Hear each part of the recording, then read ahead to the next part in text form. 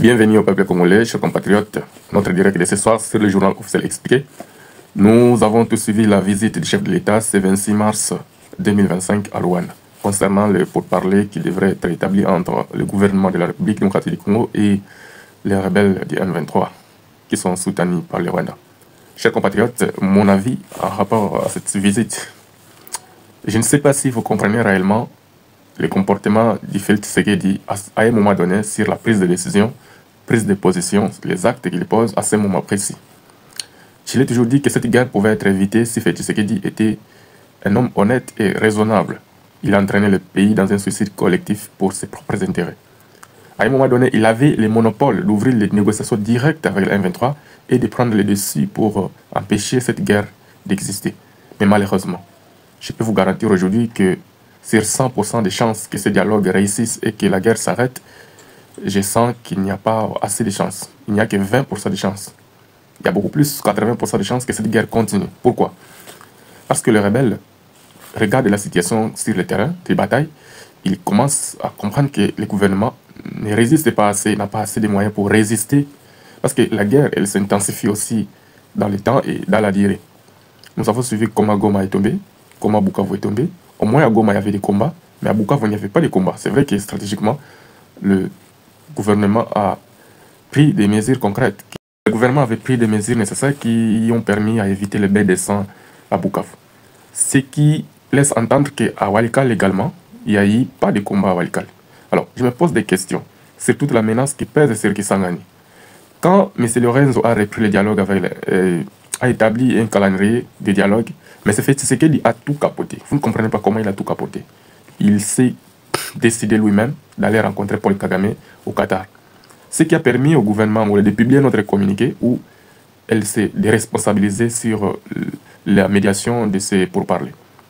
Mais aujourd'hui, nous avons tous été surpris encore, fait ce qu'il dit, c'est rendre en Angola, où on nous dirait que les négociations sont relancées par les médiateurs qui reprennent la commande de médiation.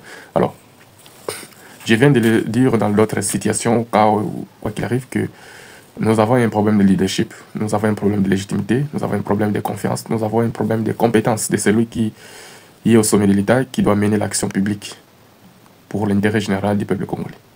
Les décisions que Félix Tshisekedi a prises à un moment donné ont été tellement catastrophiques que cela a amené le pays d'arriver au stade actuel où nous sommes. Alors, je crois dans la réalité aujourd'hui, nous devons être prêts à assumer certaines conséquences qui sont tout à fait des conséquences directes qui proviennent des actes ou des décisions prises par M. Félix Tshisekedi, qui est tout à fait inconscient de ses responsabilités, qui est tout à fait inconscient, irresponsable, quelqu'un qui n'assume pas. La situation entre Walikale et Kisangani, où le M23 continue de renforcer les effectifs, de renforcer son équipement armement sophistiqué. Nous avons appris qu'aujourd'hui, mercredi, un autre avion a encore atterri à Walikale, qui est venu apporter du matériel militaire aux rebelles du M23.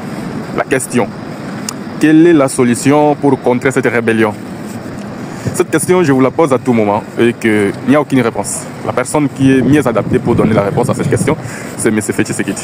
Malheureusement, même si vous n'allez pas l'avouer, mais je n'ai jamais donné ma langue au chat. Je l'ai toujours dit que ce monsieur, il n'a pas de solution.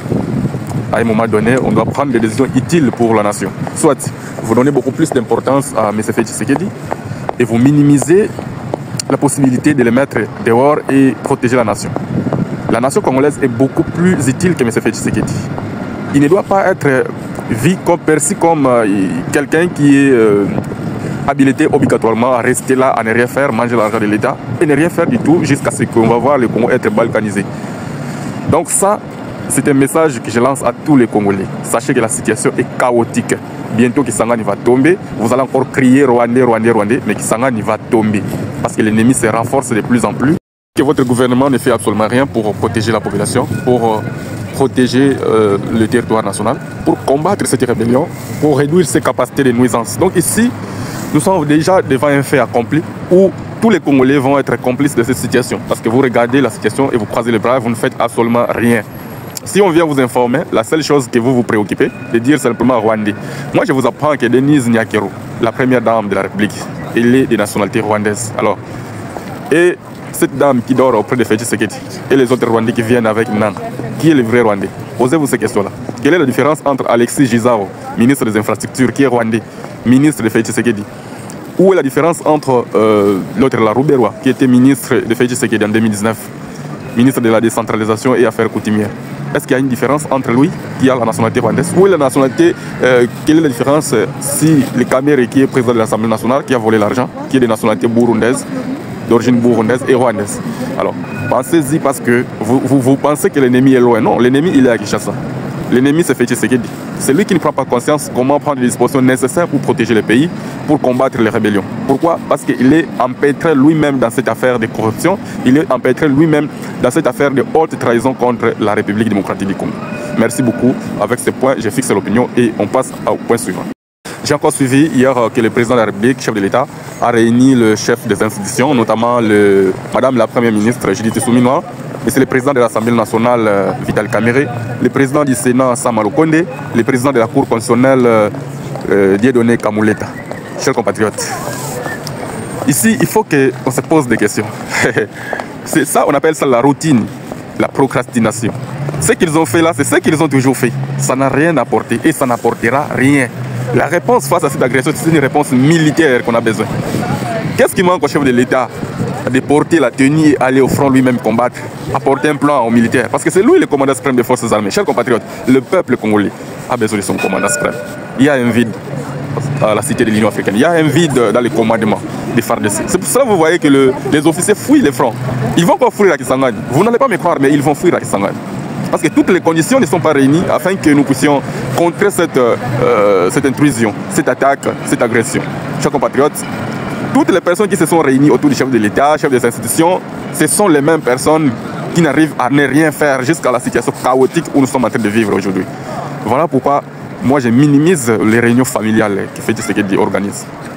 La question aujourd'hui, elle doit se poser seulement sur les fronts militaires, le renforcement des capacités en équipement, en effectifs, mais surtout des plans militaires et stratégiques qui doivent permettre au pays de récupérer les territoires occupés.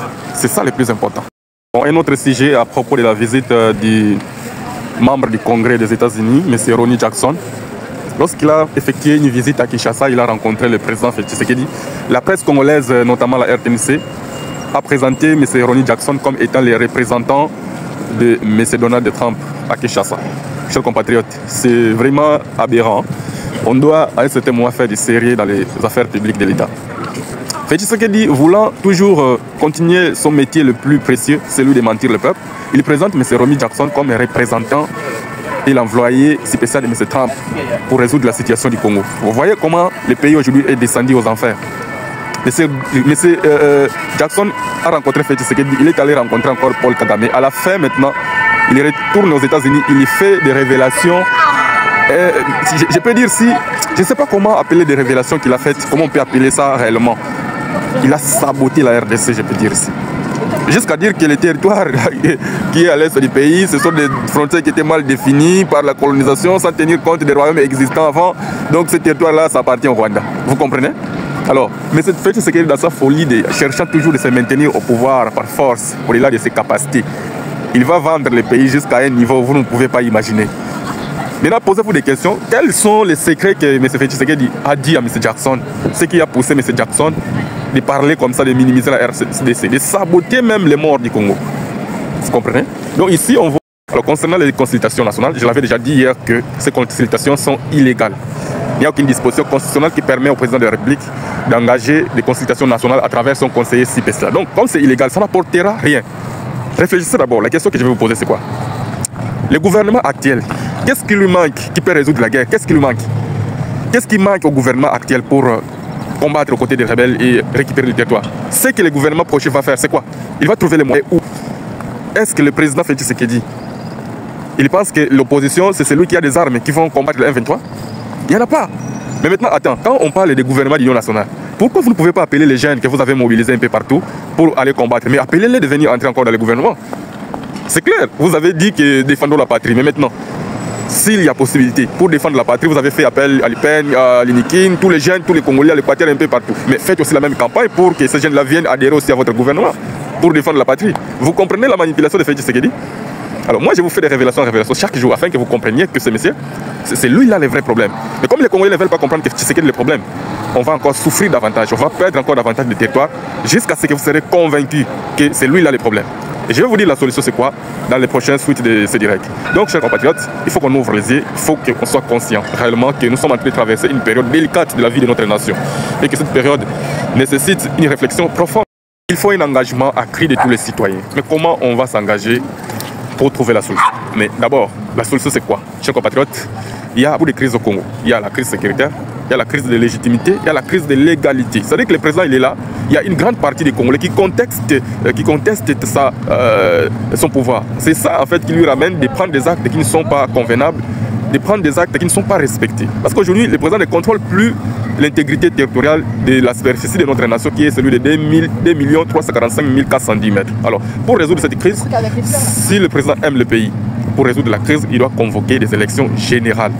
Les élections démocratiques, de vraies élections. Où ces élections-là, c'est ça qui va résoudre ça. Il doit démissionner et appeler des élections anticipées. Les personnes qui seront choisies, ce sont là qui auront le mandat du peuple pour résoudre la crise. C'est simple. Faites venir les Nanga et tout consort. Asseyez-vous sur la table, c'est qu'il démissionne et puis on fait une transition de 2 mois, on organise de nouvelles élections et puis on aura des dirigeants légitimes qui vont prendre des décisions qui peuvent engager le pays. Parce qu'aujourd'hui, Félix Tshisekedi engage le pays de manière illégale et illégitime. Voilà la vraie solution. En dehors de ça, il n'y en a pas une autre solution. Ça, je vous l'assure. La guerre va continuer et Kinshasa va tomber. Les gens vont encore mourir. C'est ça que moi je crains. Merci beaucoup pour suivre notre direct. On se revoit au prochain numéro. Merci.